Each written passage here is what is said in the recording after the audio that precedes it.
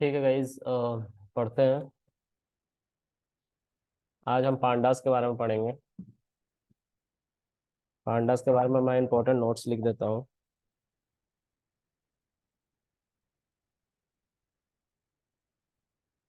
Pandas full form is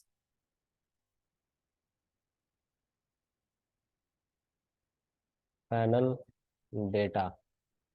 ठीक है।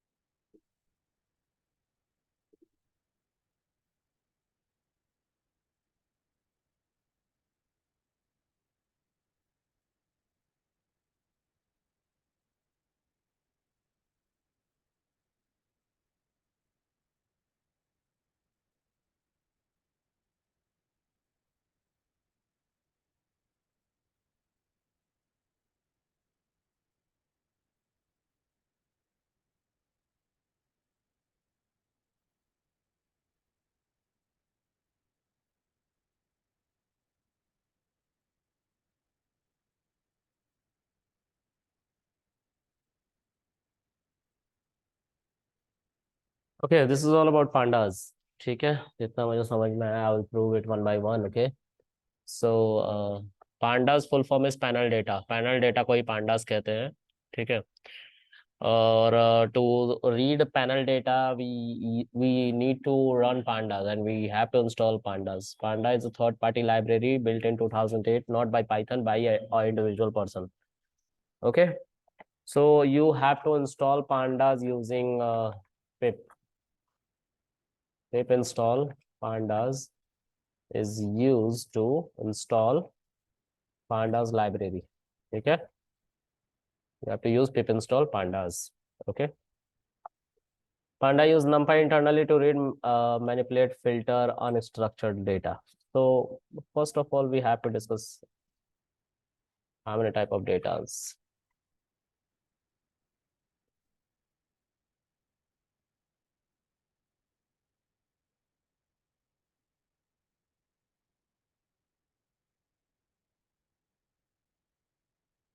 और दूसरा है अनस्ट्रक्चर्ड डेटा। ठीक है। दो तरीके के डेटा होते हैं। ठीक है। स्ट्रक्चर्ड डेटा और अनस्ट्रक्चर्ड डेटा। ठीक है। सो मेरे पीसी में एक्सेल नहीं है। अब एक्सेल नहीं है तो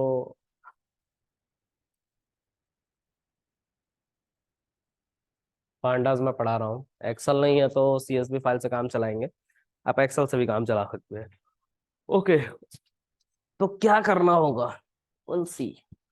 ओके, एक फाइल बनाओ, टेक्स्ट फाइल, ठीक है, this is a plain text file. Okay, इसका एक्सटेंशन अभी अनटाइटल्ड मतलब डॉट टी एक्स टी होता है, और नाम क्या है इस फाइल का, untitled. You have to save it first. Okay, so I am going to mention let's say कुछ डेटा, जैसे 1, Krishna, and this is something called, let's say, 27 to Mohan, 45 and 3 Sohan, 54. Can somebody tell me what kind of data is this? I would like to know what kind of data is this. Yeah, this is comma separated value, but what this data is talking about exactly? क्या बात कर रहे हैं data, ये data क्या बताना चाह रहा है मुझे? ये डेटा अभी हमें कुछ नहीं बता सकता है। क्यों नहीं बता सकता? बिकॉज वी डोंट नो कि इसके बारे में क्या लिखा हुआ। वन क्या है, वन तो सीरियल नंबर दिख रहा है, दूसरा नाम दिख रहा है, लेकिन तीसरा क्या है हमें उस कॉलम के बारे में नहीं पता। इस 27, 45 एंड 54 जो उनसे बिलोंग कर रहा है उसके बारे में नहीं पता। That's why this is called unstructured data. I am going to save this in the current working directory where we are working right now. So desktop class and get will go to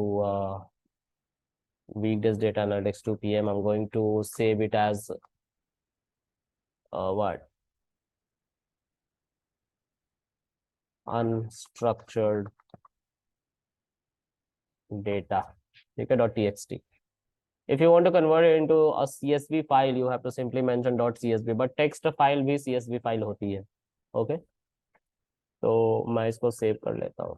This is unstructured data. Okay, I want to read this file using pandas. One more data I want to show you. Let's say one more time. I'm going to use the same data set,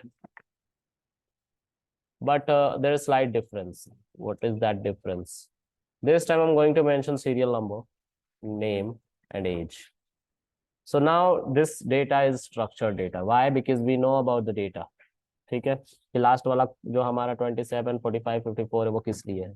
this is all about age, जो last वाला है। ठीक है, हम सभी data को अब जानते हैं कि हमारा डेटा क्या है। तो ये कॉलन ना होने की वजह से ये डेटा किस में कन्वर्ट हो गया था, अनस्ट्रक्चर्ड में। ओके ओके, तो इसको भी सेव करो और इसको हम स्ट्रक्चर्ड डेटा बोलेंगे। ठीक है, स्ट्रक्चर्ड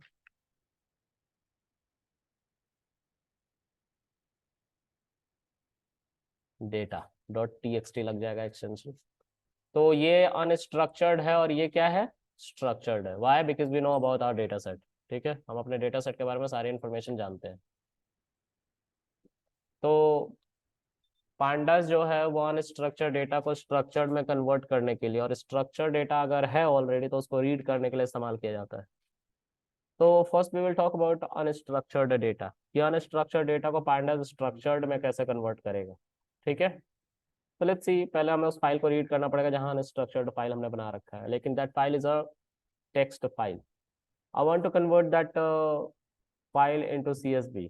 तो CSV में कन्वर्ट करने की जरूरत नहीं होती। सिंपली तुम क्या करते हो, पहले तो तुम्हें ये चलाना होगा पिप इंस्टॉल पांडास, क्योंकि ये थर्ड पार्टी लाइब्रेरी, और शिफ्ट एंटर करोगे तो ये इंस्टॉल हो जाएगा। ठीक है, मेरे में ऑलरेडी इंस्टॉल्ड है तो मैं नहीं चलाऊंगा, आप इसको चलाना है इंटरनेट ऑन करके। ठीक है, ऑल राइट। अब जैसे ही ये इंस्टॉल हो जाएगा तो import numpy as np, sorry, no, not numpy, pandas as pd, pandas as pd। अब पीडीज का नाम इसलिए दे रहे हैं क्योंकि एक बहुत बड़ा नाम है, बार बार पांडास लिखना पड़ेगा, तो पीडीएफ हम लिख सकते हैं पीडी डॉट रीड। यहाँ पर सीएसवी दिख रहा है, हर तरह का फाइल को ये रीड कर सकते हैं। देखो इसमें सीएसवी, एक्सेल, फीडर, एफडब्ल्यू है, बहुत सारे फाइल सिस्टम है। ठीक है, सबको तुम यूज कर सकते हो। But now I want to use a CSV file, और सीएसवी फाइल और कुछ नहीं बल्कि .txt फाइल होती है। इसका अपना भी नाम होता है .csv। .txt और .csv दोनों CSV फाइल ही होती है पांडास में। जिसका एक्सटेंशन डॉट टीएक्सटी होता है या डॉट सीएसवी होता है।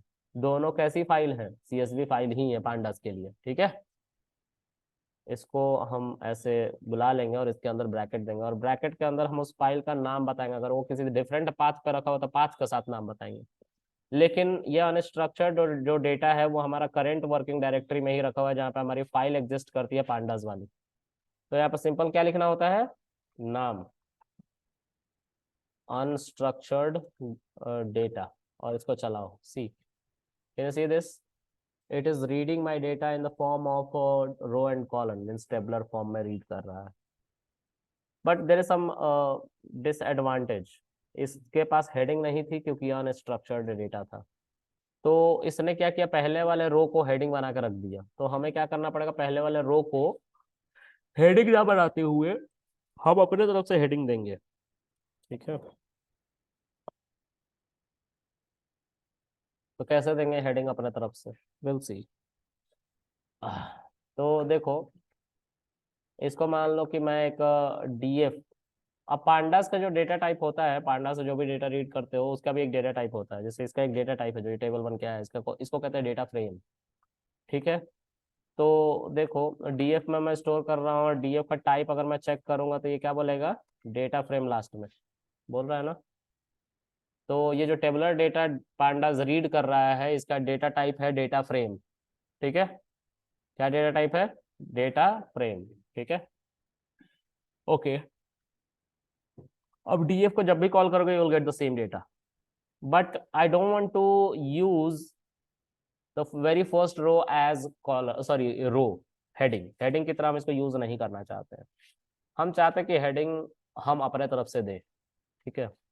तो डेटा को रीड करते समय ही तुम्हें कुछ ऐसा करना पड़ेगा कि तुम इसका नाम कुछ अलग दे पाओ, ठीक है। इसको मैं DF2 नाम दे देता हूँ, ठीक है।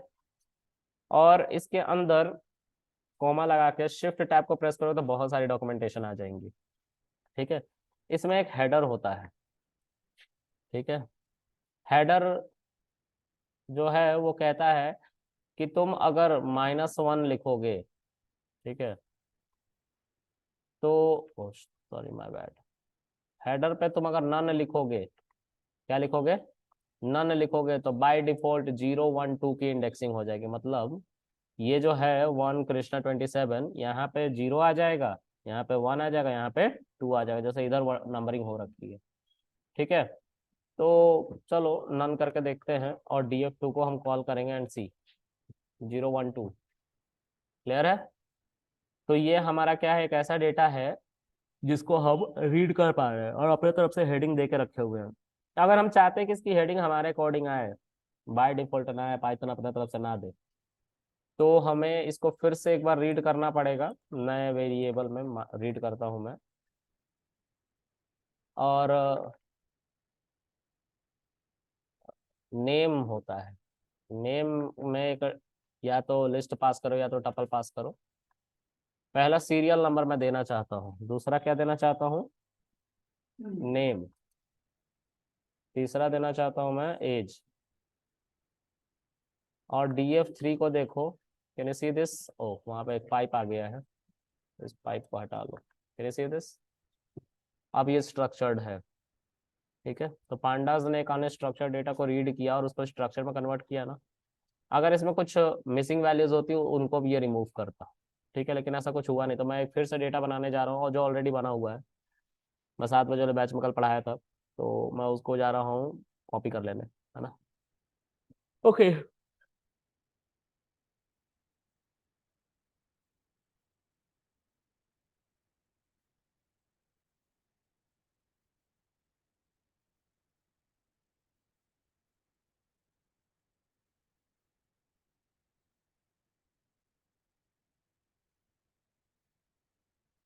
वेदर का एक डेटा मैंने बनाया था, ठीक है।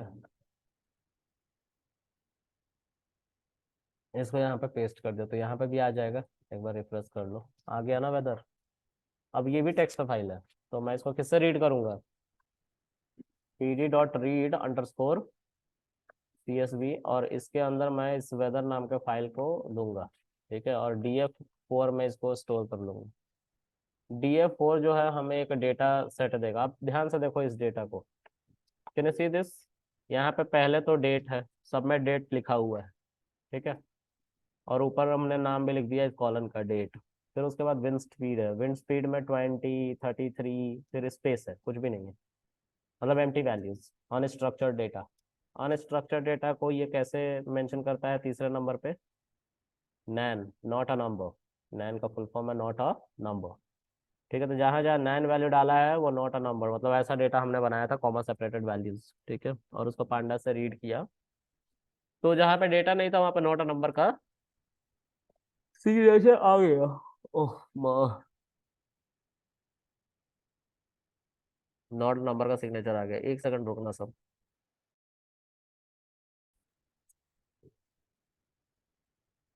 तो not a number, not a number NaN को कहते हैं, ठीक है, मतलब जहाँ पे डेटा नहीं होगा वहां पे नैन आ जाएगा, ठीक है।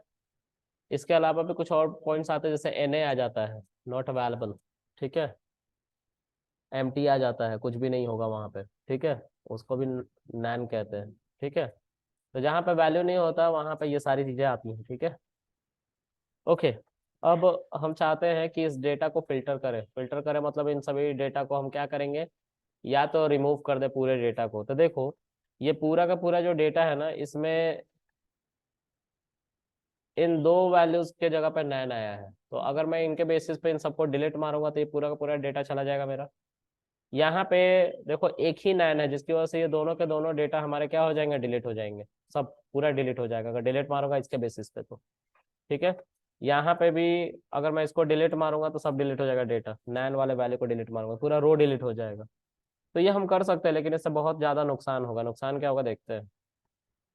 DF4 dot drop NA, drop NA दिख रहा है तुम लोगों को इसमें? ड्रॉप NA कहता है कि DF में जहां जहां भी ड्रॉप NA होगा उस रो को ही डिलीट मार के रख देंगे हम, और जो बच जाएगा वो आपके सामने लाएंगे। सारा डेटा डिलीट हो गया, जहां पे भी NA था, नॉट अवेलेबल या नॉट अ नंबर, वो सारा डेटा डिलीट हो गया, और जो वही डेटा सिर्फ आया जो डेटा में सभी डेटा अवेलेबल थे, सारे कॉलम अवेलेबल थे। तो this is called drop NA।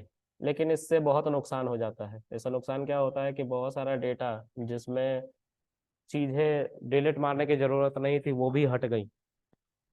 अब इसके लिए एक एग्जांपल देकर समझाता हूँ मैं। एग्जांपल क्या है, तो ध्यान से सुनो। पॉलिसी बाजार वाले हैं, वो भी डेटा खरीदते होंगे कहीं ना कहीं से, ठीक है। तो पॉलिसी बाजार वालों को मतलब किससे है, डेटा में बहुत सारा डेटा आता होगा जब वो खरीदते होंगे, तो नाम होता होगा, एज होता होगा, नेम होता होगा, कॉन्टैक्ट नंबर होता होगा, ईमेल आईडी होता होगा, फिर लोकेशन होता होगा, ठीक है। बहुत सारा डेटा, पापा का नाम, मम्मी का नाम, गांव, शहर, बहुत सारी चीजें होती होंगी। लेकिन पॉलिसी बाजार वालों को मतलब किससे है, सिर्फ और सिर्फ नाम, नंबर और एज से, तो उनको कॉल करना होता है। तो अगर इतने सारे डेटा है और इसमें मान लो कि बहुत सारे डेटा में पापा का नाम नहीं होता, तो उसके बेसिस पे क्या तुम सबको डिलीट मार दोगे जो इंपॉर्टेंट है? मान लो नाम, नंबर, एज है और पापा का नाम नहीं है, तो डिलीट मार दोगे डेटा को? नहीं ना, ये ड्रॉप है ना, वही कर रहा है। ड्रॉप है ना कहता है कि अगर ऐसा डेटा होगा बहुत बड़ा और उसमें कोई नहीं इंपॉर्टेंट डेटा भी होगा, उसके बेसिस पे तुम ये ड्रॉप है ना चला दोगे तो वो भी डेटा डिलीट हो जाएगा जो किसी काम आ सकती थी। क्लियर है? तो ड्रॉप एन एक खराब स्टेटमेंट है चलाने का, ठीक है। पहले तो हम अपने डेटा को देखते हैं कि कौन सा डेटा इंपॉर्टेंट है। प्लेन उड़ाने का कोई फायदा नहीं है, ठीक है। हाँ, कशिश क्या कर रहा है? हाँ? तू क्या कर रहा है मंत्री? मुझे पता, वही कह रहा, प्लेन उड़ाने का कोई फायदा नहीं है, ट्रैप है जस्ट, और कुछ नहीं। पता है, पूरा फोकस तुमने उस पर लगा रखा है। कुछ नहीं होगा, ऐसे बहुत सारे ऐप आते रहेंगे, बहुत सारे ऐप आते रहेंगे। First of all make a constant source of income, एक कंस्टेंट सोर्स ऑफ इनकम बना, फिर उसके बाद खूब उड़ाओ अपने, कोई नहीं बोलेगा, घर वाले भी नहीं बोलेंगे, ठीक है। चलो।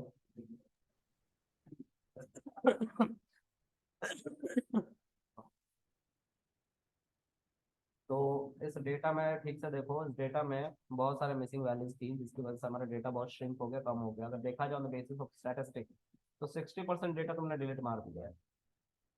और ये एक बहुत खराब इम्पैक्ट है तुम्हारे डेटा पे। ऐसा डेटा एनालिटिक्स किसी काम का नहीं होता। ठीक है, आगे देखते हैं।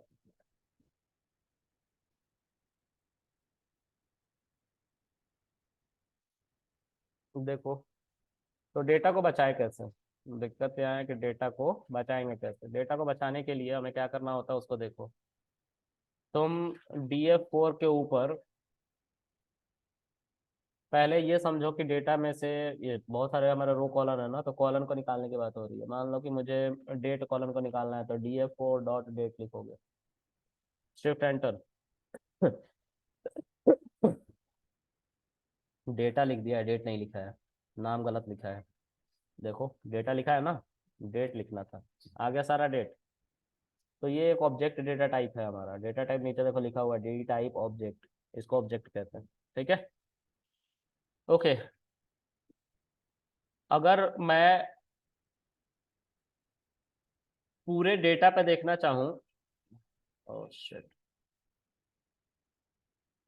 अगर पूरे डेटा पे DF4 पे देखना चाहूँ कि हमारे कितने कॉलम हैं और उनमें कितनी मिसिंग वैल्यूज हैं, तो हम देख सकते हैं कैसे। DF4 डॉट इज नल।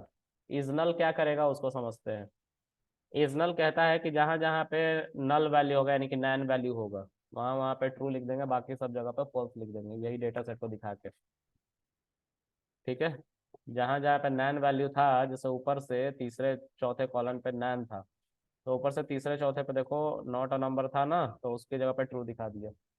लेकिन इससे कुछ प्रोडक्टिव मिल नहीं रहा है, ये बहुत हेक्टिक है, समझने में भी कंफ्यूजिंग है। तो हम क्या करते हैं, इसी के ऊपर एक और मेथड चला देते हैं जिसको कहते हैं सम।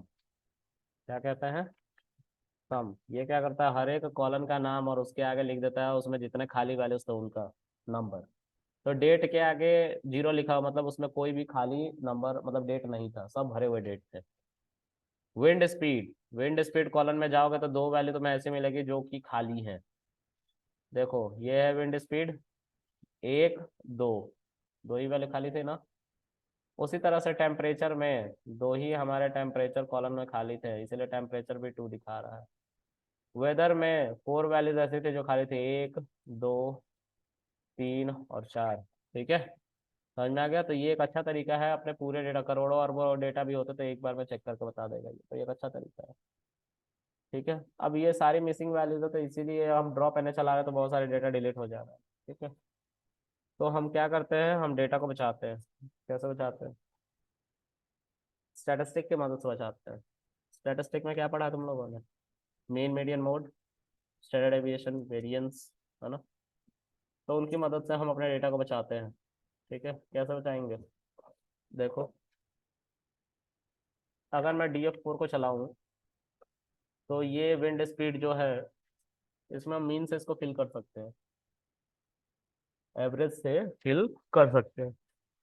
तो एवरेज निकालना तो पड़ेगा ना पहले। किसका एवरेज निकालोगे, किसका एवरेज निकालोगे।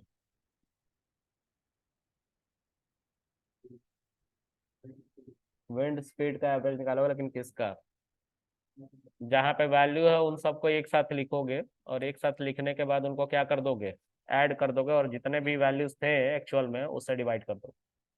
ठीक है, तो कैसे निकालोगे विंड स्पीड को, तो देखो यहाँ पर DF4 लिखना पड़ेगा, और यहाँ पे क्या लिखेंगे, विंड स्पीड, और सारा डेटा आ गया। ठीक है, अब इन सारे डेटा को क्या कर लेंगे, सम कर लेंगे। ठीक है, तो सम करने के लिए हम यहाँ पे एक सम नाम का मेथड चला देंगे, जो पाइथन के अंदर ही होता है। नैन आ रहा है क्योंकि नैन भी तो था अंदर में। तो हम क्या करेंगे, हम इस को ऐसे नहीं चला पाएंगे, ये गलत तरीका है। हम यहाँ पे एक लिस्ट में कन्वर्ट कर लेंगे पूरे डेटा को। तो लिस्ट में कन्वर्ट करने के लिए एक नया लाइन में करता हूँ मैं। ठीक है, एक नया लाइन में इस डेटा को किस में कन्वर्ट करता हूँ, लिस्ट में। तो लिस्ट में कन्वर्ट करने के लिए कास्टिंग कर लेंगे सीधा, और ये लिस्ट में कन्वर्ट हो गया, देख रहे हो, लिस्ट में सारी वैल्यू आ रही है ना हमारी। अब क्या करेंगे, इसमें से इस नैन को हटा देंगे, लेकिन पहले ये पता करेंगे कि नैन का डेटा टाइप क्या है, क्योंकि नैन अब पाइथन में अगर ना कैरेक्टर हो गया। तो ये स्ट्रिंग तो दिख नहीं रहा है क्योंकि सिंगल कोट में नहीं है। देखो एन एन सिंगल कोट में नहीं है ना, तो ये स्ट्रिंग नहीं है, ये फ्लोट है। देखो देखते हैं, तो मान लो कि अगर ये लिस्ट है एक, और इसको ए में मैंने स्टोर कर लिया, और ए को मैं प्रिंट कराने लग गया, तो ये यही आएगा।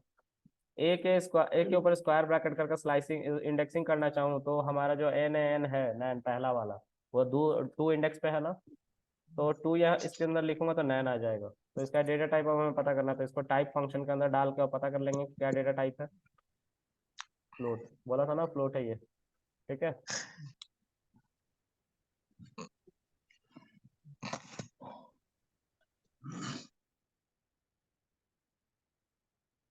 तो हम यहाँ पे टाइप फंक्शन के ऊपर इस वैल्यू को चला रहे तो फ्लोट आ रहा है। देखो फ्लोट आ रहा है, लेकिन फ्लोट कौन सा, नैन है, तो ये कुछ ऐसा नहीं है। हम अपने लिस्ट को फिल्टर करना चाहते हैं, सिर्फ इसमें से नंबर्स निकालना चाहते हैं, कैसे निकलेगा? तो हमें पाइथन की कोडिंग करनी पड़ेगी, एक ऐसा पाइथन का कंडीशन, जैसे फॉर आई इन ए, और प्रिंट आई करोगे तो एक एक वैल्यू निकल के आ जाएगी, आ गई ना। अब अगर हम एक कंडीशन लगा दें यहाँ पे, इफ आई इक्वल इक्वल, तो आई जो है बार बार क्या आएगा, एक नंबर आएगा, ठीक है, और नैन भी तो आएगा। तो आई अगर फ्लोट है ना, तो आई को हम मान लेते हैं एक स्ट्रिंग, थोड़ी देर के लिए मान लो स्ट्रिंग, ठीक है। और इस नैन को भी क्या मान लो तुम, स्ट्रिंग मान लो, क्योंकि फ्लोट में था, ठीक है। तो अगर आई की वैल्यू फ्लोट जो कि स्ट्रिंग में कन्वर्ट कर दिया नैन, उसके बराबर होगा, तो हम एक कंटेनर बना कर रखेंगे। कंटेनर, इसमें फिल्टर्ड हमारा क्या जाएगा, डेटा जाएगा। इस कंटेनर में हम किसको अपेंड करने लग जाएंगे, सॉरी, पास करने लग जाएंगे। और एक काम करो, पास मत करो, आई जो है वो नॉट इक्वल टू होगा, नॉट इक्वल टू किसके, नैन के। मतलब आई में शुरू में क्या आएगा, 20 आएगा, 20 को स्ट्रिंग में कन्वर्ट किया जाएगा, क्या वो इसके बराबर होगा? नहीं होगा, तो यही तो कह रहा हूँ, नहीं है, मतलब ट्रू। ट्रू है तो उस वैल्यू को कहाँ अपेंड कर दिया जाएगा, कंटेनर में, किसको, 20 को, ठीक है। हाँ, और लास्ट में हम क्या कर देंगे, कंटेनर को प्रिंट कर लेंगे, तो इससे हमारा कंटेनर जो है, एक सेकंड यार, क्या हो रहा है ये,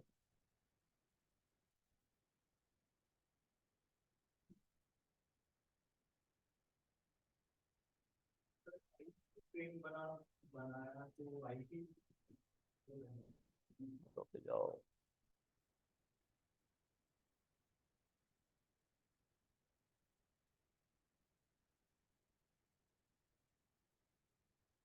ये गलत ही जाएगा, आ गया, नैन इज नॉट डिफाइंड। इसको अगर एक स्ट्रिंग में कन्वर्ट कर लें हम, तो इसको भी स्ट्रिंग में कन्वर्ट करना पड़ेगा।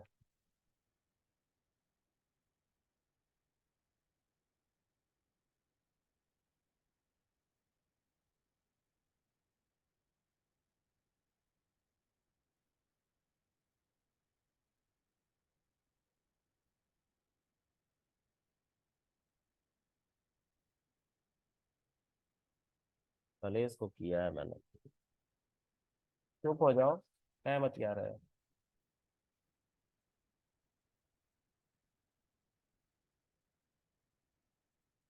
2033 नैन, नैन 17.0, 22.0, ओके। क्या कर सकते हैं इसको,